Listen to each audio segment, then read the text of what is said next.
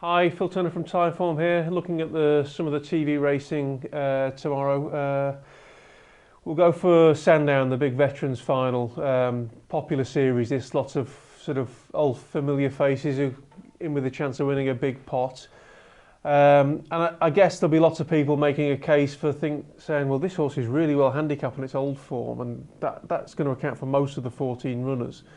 But in most cases, the reason that they've slipped down the weights is that they're just on the downgrade, basically.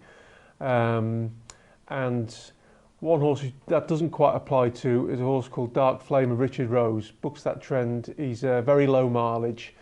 The other horse in the field, a bit like that, is Burton's Well of Venetia Williams, but I think he's had more sort of training issues, training problems.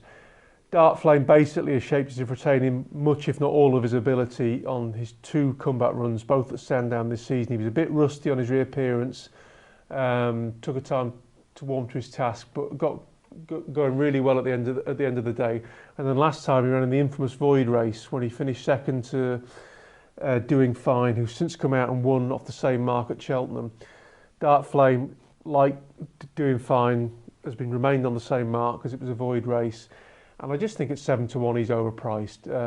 I think you should get a really good run for your money. He's never been out the first two in his chase starts at the track, and touch wood, he makes a lot more appeal than most in the race. So Dark Flame around 7-1, I think it's a good price. And then just two smaller field events, shorter prices as well. At Cork at 3:05, going to Ireland, a horse called Debussy was a very good horse earlier in his career. He was runner-up in the Champion Bumper. Things didn't really go to plan over hurdles. Didn't get a win, but he seems to be back on the right track now. He's in the groove going chasing. He won at Fairyhouse on his chasing debut, and then ran a fine race at Ascot when runner-up last time. This looks a much weaker contest. He's a shortish price favourite, but I think he'll win, and the stable's going well as well. So Debussy at Cork.